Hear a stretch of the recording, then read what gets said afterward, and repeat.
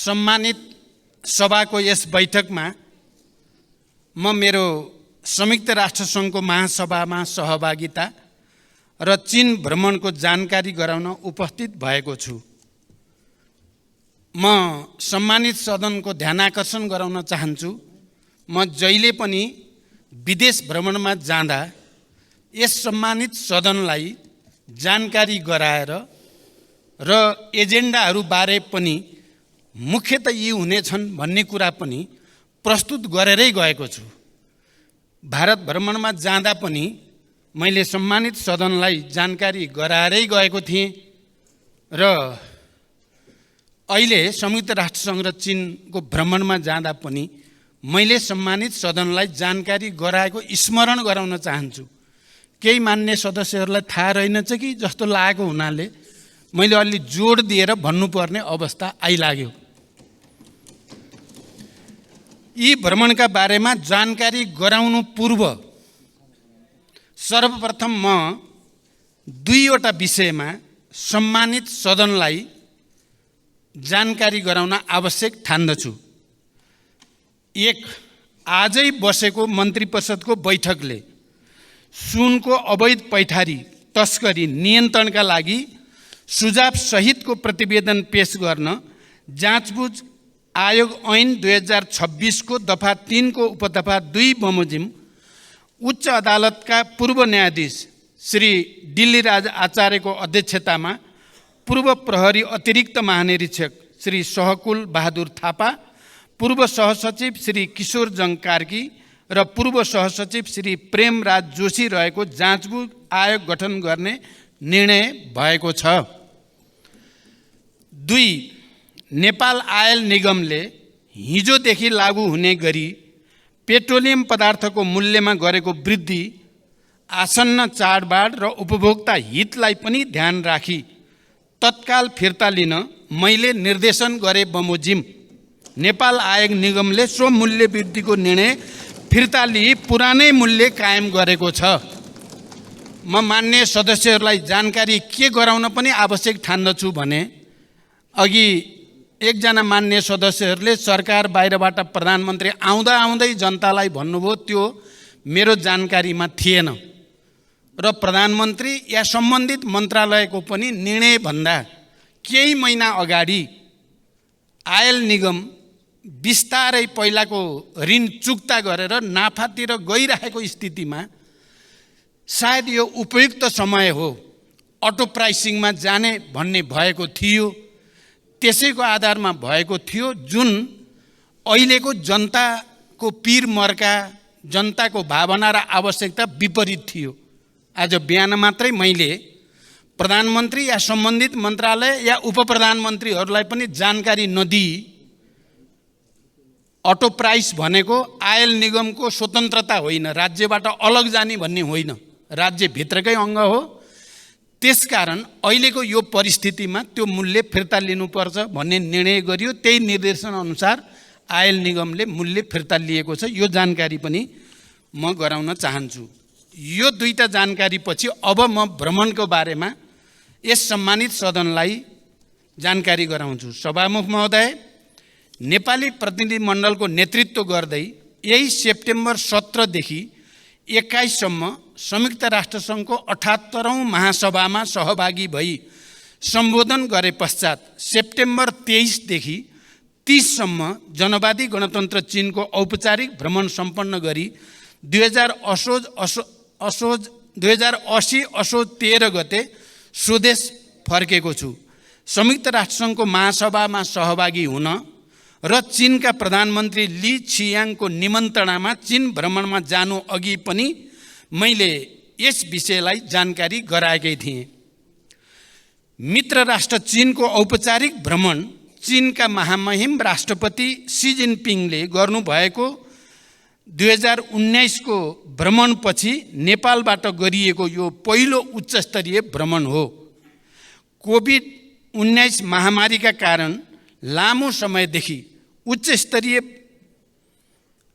स्तरमा कुनै भ्रमण नभएको सन्दर्भमा मेरो भ्रमणले नेपाल र चीन बीच आपसी विश्वासको वातावरणलाई सुदृढ गर्दै दुवै देशबीच रहिआएको ऐतिहासिक सम्बन्धको समग्र पक्षलाई थप प्रगाढ बनाउन महत्त्वपूर्ण भूमिका खेलेको विश्वास लिएको छु। यस भ्रमणका दौरानमा चीनका महामहिम राष्ट्रपति तथा प्रधानमन्त्रीसँग सारभूत पक्षमा भएको छलफलबाट नेपाल चीन सम्बन्धलाई थप उचाइ दिन मद्दत पुगेको छ। विगतमा भएका समझदारीहरूको कार्यान्वयन गर्दै लैजाने प्रतिबद्धता व्यक्त भएको छ। चीनका महामहिम राष्ट्रपति र प्रधानमन्त्रीसँग प्रतिनिधिमण्डल स्तरीय वार्ता र छलफल हुँदा चीनसँगको व्यापार, लगानी, अन्तर्देशीय यातायात सञ्जाल र आर्थिक सामाजिक साझेदारी वृद्धि गर्दै लैजाने दिशातर्फ हाम्रो सम्बन्ध केन्द्रित रहनुपर्ने मैले राखेको धारणाप्रति महामहिम राष्ट्रपति र प्रधानमन्त्रीले चीनको पूर्ण समर्थन रहेको बताउनुभयो। उच्चस्तरीय भेटहरूमा नेपालको उत्तरी सीमा क्षेत्रमा चीनतर्फबाट प्रसारण लाइन निर्माण, नेपाल र चीनको सिमानामा रहेको भूभागमा केन्द्रीय विद्युत प्रसारण प्रणालीबाट विद्युतको पहुँच पुर्याउन नसकिने स्थानहरूमा सौर्य प्रणाली जडान, विभिन्न सडक निर्माण तथा स्तरोन्नति, स्वास्थ्य तथा कृषि क्षेत्रमा सहयोग विस्तार, कोभिडपछि अवरुद्ध भएका साथै परम्परागत सीमा नाकाहरूको पुनः सञ्चालन, सीमा नाकामा नेपालतर्फ पूर्वाधार निर्माण, अत्याधुनिक प्रयोगशाला निर्माण जस्ता पूर्वाधार विकासका बारेमा केन्द्रित भएको थियो। यसैगरी नेपाल चीन बीचको जनस्तरको सम्बन्धलाई प्रगाढ बनाउन पोखरा अन्तर्राष्ट्रिय विमानस्थलहरूमा चीनबाट सोझै हवाई उडान गरिनुका साथै विज्ञान र प्रविधिको क्षेत्रमा सहकार्य गर्ने, द्विपक्षीय व्यापार विस्तार गर्ने विषयमा समेत विस्तारपूर्वक छलफल भयो। नेपाल सदैव एक चीन नीतिमा प्रतिबद्ध रहँदै आएको र नेपाल चीन बीचको सम्बन्ध पञ्चशीलको सिद्धान्त, असल मित्रता, आपसी साझेदारी र सम्मान तथा अन्तर्राष्ट्रिय मूल्य मान्यता र कानुनमा आधारित रहेको पृष्ठभूमिमा भविष्यमा यो सम्बन्धलाई थप उचाइमा लैजाने दिशातर्फ दुवै पक्षले गर्नुपर्ने कार्यका बारेमा गम्भीर विचार विमर्श भयो।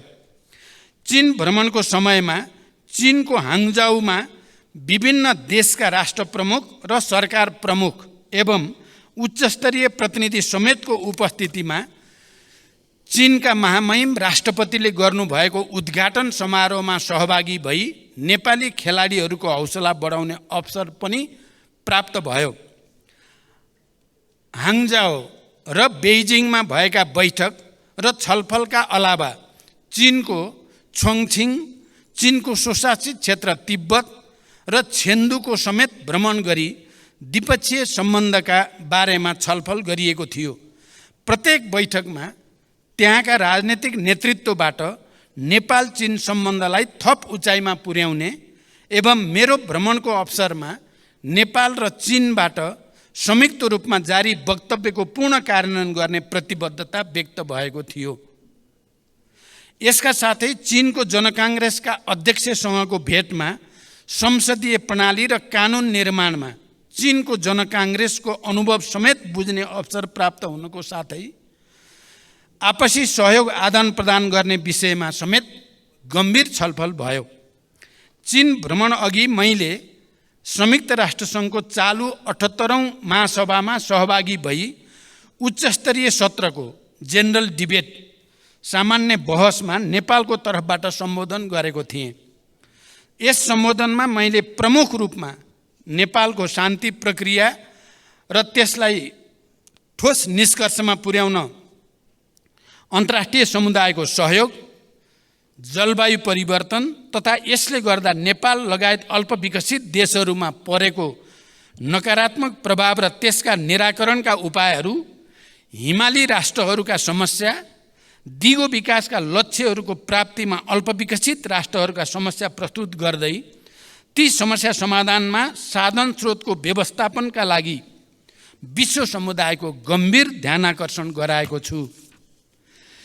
यसैगरी अति कम विकसित तथा भूपरिवेष्टित राष्ट्रका समस्याहरूप्रति विश्वको ध्यानाकर्षण गराउँदै ती राष्ट्रहरूको विकासका लागि अन्तर्राष्ट्रिय सहयोग, प्रविधि हस्तान्तरण र लगानीका माध्यमबाट गरिबी तथा असमानता हटाउँदै जानुपर्ने विषयमा मैले विशेष जोड दिएर राखेको छु।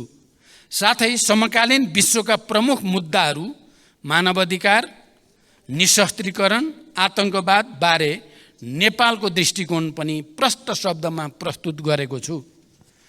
महासभाको मूल सत्रका अलावा दिगो विकास सम्बन्धी शिखर सम्मेलन एसडिजी समिट, जलवायु सम्बन्धी शिखर सम्मेलन क्लाइमेट एम्बिसन समिट, महामारी रोकथाम तयारी र प्रतिकार्य सम्बन्धी उच्चस्तरीय बैठक high level meeting on pandemic prevention preparedness and response, विकासका लागि वित्त सम्बन्धी उच्चस्तरीय संवाद high level dialogue on financing for development, स्वास्थ्य सम्बन्धी high level meeting on universal health coverage तथा United Nation friends of vision high level briefly समेत सम्बोधन गरेको थिएँ।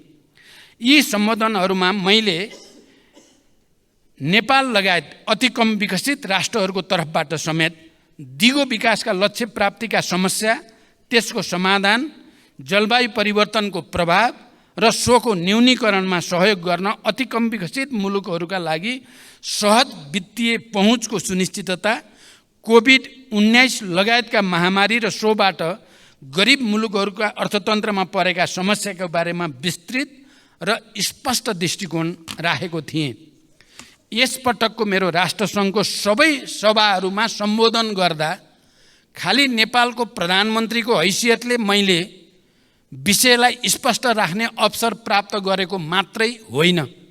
यो पटक हाम्रो लागि विशिष्टता के रह्यो भने हामी एलडिसीको चेयर हौँ। यो पटक 47वटा कम विकसित देशहरूको अध्यक्षको हैसियतले प्रत्येक सभामा सम्बोधन गर्ने विशेष अवसर पनि नेपाललाई प्राप्त भयो र त्यो अवसरको हामीले अधिकतम सदुपयोग गरेको जानकारी पनि म गराउन चाहन्छु।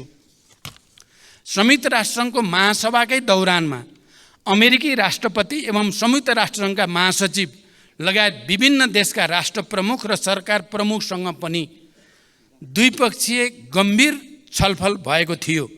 मैले र प्रतिनिधिमण्डलका सदस्य माननीय परराष्ट्र मन्त्रीले संयुक्त राष्ट्रसङ्घका सम्बन्धित अधिकारीहरूसँग गरेको छलफलमा शान्ति कर्मीहरूको सुरक्षा, बन्दोबस्तीका लागि भएको खर्चको समयमै शोध भर्ना तथा निकासा लगायत नेपालले गरेको अटुट र उच्च तहको योगदानको कदर स्वरूप जिम्मेवार तथा उच्च पदहरूमा नेपालको समुचित प्रतिनिधित्व हुनुपर्ने विषयलाई विशेष प्राथमिकताका साथ जोड दिएर उठाइएको छ।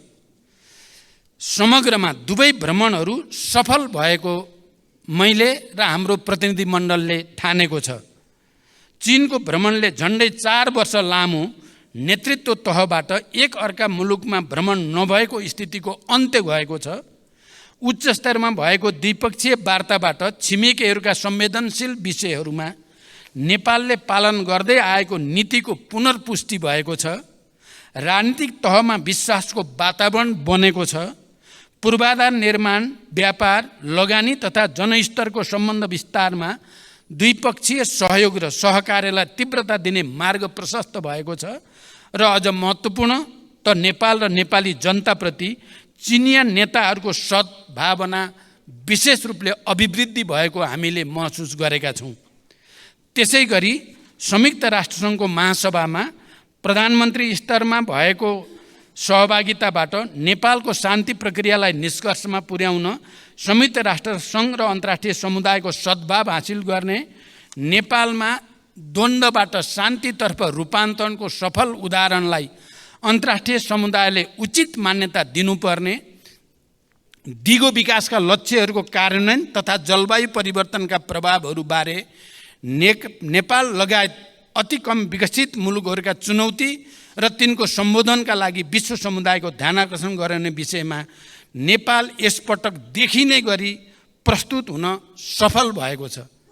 सभामुख महोदय, साँच्चै नै एलडिसीको चेयरको हैसियतले पनि, क्लाइमेट चेन्जको सबभन्दा बढी असर परेको क्षेत्रको हैसियतले पनि, शान्ति प्रक्रियालाई अन्तिम निष्कर्षमा पुर्याउने र विश्वलाई नै शान्तिको एउटा नयाँ सन्देश दिने सन्दर्भमा पनि यो पटक संयुक्त राष्ट्रसङ्घको महासभामा देखिने गरी नेपाल, सुनिने गरी नेपाल स्थापित भएको महसुस हामीले गरेका छौँ। यो सधैँ प्राप्त हुने अवसर थिएन, यो विशेष स्थितिमा प्राप्त हुने अवसर थियो। यो अवसरलाई हामीले, मेरो नेतृत्वको प्रतिनिधिमण्डलले हामीले धेरै बैठकमा सहभागिता म र परराष्ट्र मन्त्रीजीले गर्ने अवसर प्राप्त भयो। हामीले अधिकतम सदुपयोग गरेका छौँ र यी दुवै भ्रमणबाट विश्वासको एउटा नयाँ वातावरण, नेपाल देखिने र चिनिने गरी स्थापित भएको महसुस मैले गरेको छु।